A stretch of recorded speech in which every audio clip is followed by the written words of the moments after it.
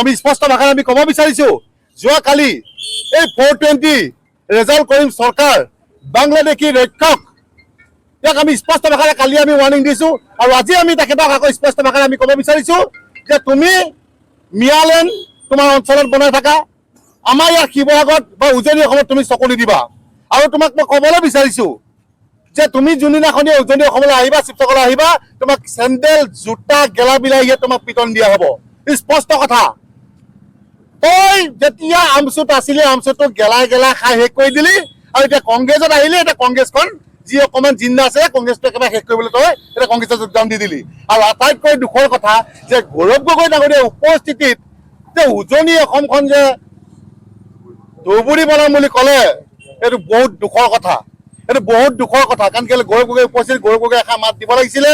বা মাত মাতিব লাগিছিলে কিন্তু গৌৰৱ গগৈ আমি দেখিলোঁ যে কোনো ধৰণৰ তেখেতে মাত নামাতিলে নিমতে কৈ না বহি থাকিলে গতিকে আমি এটাই কথা ক'ব বিচাৰিছোঁ যে এই ৰেজাউল কৰিম চৰকাৰ যিটো ধূৰ্ত ধুৰন্ধৰ তাক লৈ কোনো ধৰণৰ কম্প্ৰমাইজ নহ'ব ইয়াক আমি কৈ দিছোঁ যে আমি এটা কথাও ক'ব বিচাৰিছোঁ মুখ্যমন্ত্ৰী ডাঙৰীয়া পাৰিলে ইয়াৰ ওপৰত ব্যৱস্থা লওক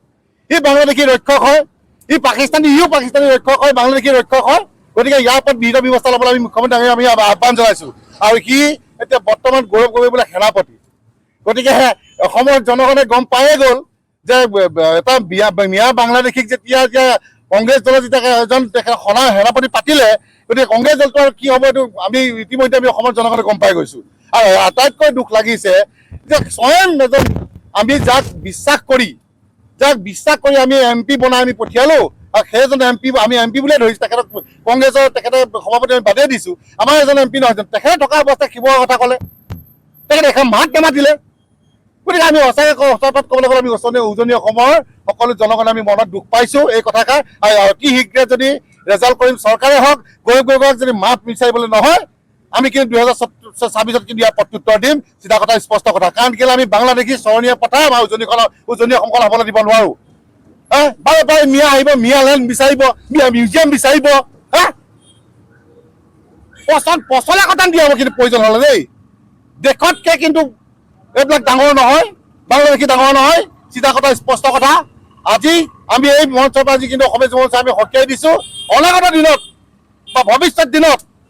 অসমক লৈ কোনো ব্লু প্ৰিণ্ট যাতে নকৰে অসমখন চাৰখাৰ হৈ যোৱা কোনো ধৰণৰ তেনেকুৱা ধৰণৰ কোনো চিন্তা চৰ্চা নকৰে কাৰণলে অবৈধ বাংলাদেশী যিদৰে আমাৰ মুখ্যমন্ত্ৰী ডাঙৰীয়া উচ্ছেদ চলাই আছে উচ্ছেদ চলাই যাওক আৰু যেনেকৈ বিতৰণ কৰিছে বিতৰণ কৰি যাওক তেখেতলোকৰ আগতো আছিলোঁ এতিয়া আছোঁ প্ৰয়োজন হ'লে এইটো কি কৰিম নেকি এইটো 420 যিটো খেদা খাই আহিলে এতিয়া কংগ্ৰেছলৈ তাকো পাৰিলে বৰ্ডেজলৈকে তাক উচ্ছেদ কৰিবৰ বাবে আমি অসমীয়া যুৱ মঞ্চত দাবী জনাইছোঁ কি আমি অসমীয়া যুৱ মঞ্চত তাক আমি সোধাই নেৰোঁ প্ৰথম কথা এই জাতিটো বৰ গাত আজি হাত দিছে তাক কিন্তু গৰু পিটন দিয়া হ'ব এইটো স্পষ্ট আমি অসমীয়া যুৱ মঞ্চ আমি জনাই দিয়া হৈছে আৰু এটা কথা আজি আমগুৰি আঞ্চলিক সমিতিয়ে অসমীয়া যুৱ মঞ্চ আমগুৰি আঞ্চলিক সমিতিয়ে এই ৰেজাউল কৰিম বোলা এইটো ধুৰন্ধক আজি আমি গছত ওলোমাই তাক আমি আজি চেণ্ডেলে কোবোৱা হৈছে পিক পেলোৱা হৈছে গাত তাৰ আৰু বহুত কিবা কিবি কৰা হৈছে আপোনালোকে চাগে ভিডিঅ'খিনি দেখিব আৰু আজি আমি তেওঁক এই কুকুৰটোক আমি আজি ইয়াত জুমুঠি জ্বলাই আমি আজি প্ৰতিবাদ সাব্যস্ত কৰিছোঁ।